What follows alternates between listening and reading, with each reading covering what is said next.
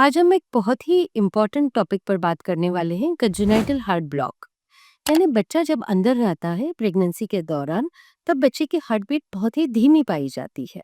यह स्थिति कम से कम 5 से 20% तक जिम्मेदार होती है जब हम इंट्रायूट्राइन डेथ्स जैसी सिचुएशन को देखते हैं।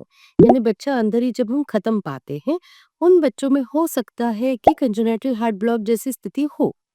आखिर क्या होता है congenital heart block? Congenital heart block में बच्चे की हार्ट बीट बहुत कम होती है।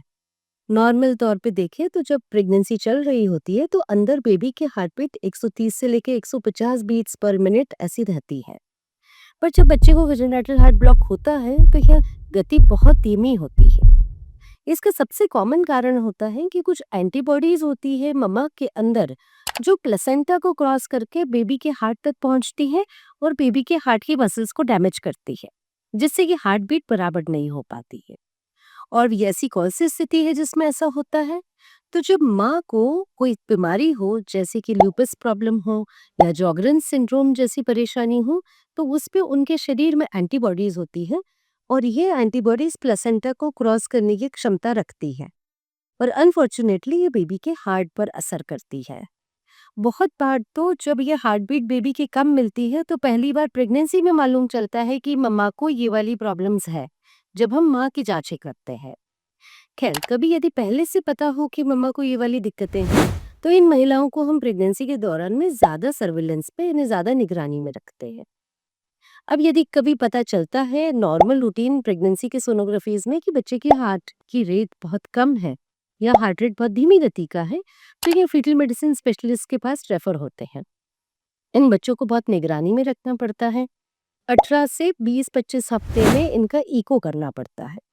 फीटल इकोकार्डियोग्राफी बहुत इंपॉर्टेंट है, जिसमें कि पूरे हार्ट का अच्छे से स्ट्रक्चर का हम स्टडी करते हैं और हार्ट की जो गति है उसके बारे में ज़्यादा जानकारी लेते हैं। क्योंकि यह हार्ट ब्लॉक 3 प्रकार के होते हैं, first degree, second degree, third degree. और फिर इस पे आगे डिसाइड किया जाता है कि क्या यह ट्रीटमेंट करना है। यदि ट्रीटमेंट करने का डिसाइड होता है तो फिर हमें मम्मा को ही टैबलेट्स देनी पड़ती है, तो माँ रोज टैबलेट खाती है और जो उनके शरीर में घुलती है और प्लेसेंटा के थ्रू ये मेडिसिन बेबी तक पहुंचती है। तो ये भी एक तरीका है जिससे कि हम बेबी की मदद कर सकते हैं।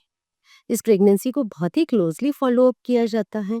इसके लिए पूरा टीम वर्क होता है, जिसमें आप आपकी गायनेकोलॉजिस्ट के पास तो जाते ही हैं, पर बेबी को देखने के लिए एक निपुण फीटल मेडिसिन स्पेशलिस्ट की ज़रूरत पड़ती है। साथ ही साथ एक पीडियाट्रिक कार्डियोलॉजिस्ट की ज़रूरत पड़ती है। ये लोग सब मिलकर आपके बेबी का ध्यान रखते हैं और आपकी प्रेगनेंसी की केयर करते हैं। जब डिलीवरी होना होती है तो एक टर्शरी सेंटर पे, यानी कि एक बड़े सेंटर पे होना बहुत ज़रूरी होता है, क्योंकि ये बेबी जब भी डिलीवर होगा तो उसमें एक नियोनेटल आईसीयू की ज़रूरत पड़ती है। हाँ, इन बच्चों की स्थिति को ध्यान में रखकर हम एक अच्छा बच्चा पा सकते हैं, पर धैर्य की बहुत ज़रूरत होती है। जब ये बच्चे डिलीवर हो जाते हैं तो इनका रीअसेसमेंट, यानी फिर से इनको अच्छे से असेस किया जाता है और इनके लिए एक ही ट्रीटमेंट होता है, पेसमेकर।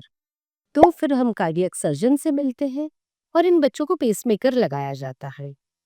ये पेसमेकर अमूमन 10-15 साल चलता है, पर इन बच्चों को हमको सतत कार्डियोलॉजिस्ट और कार्डियक सर्जन की निगरानी में रखना पड़ता है। ये बच्चे नॉर्मल लाइफ जीते हैं, इसलिए बहुत हताश और निराश होने की ज़रूरत नहीं होती है। यह एक अच्छी टीम के साथ इस प्रेगनेंसी को हम एक अच्छा अंजाम दे सकते हैं, एक अच्छा बच्चा पा सकते हैं। जब इस तरह की कोई स्थिति होती है, तो नेक्स्ट प्रेगनेंसी में भी ऐसा होने का चांस रहता है, जो कि 18 से 20% तक हो सकता है।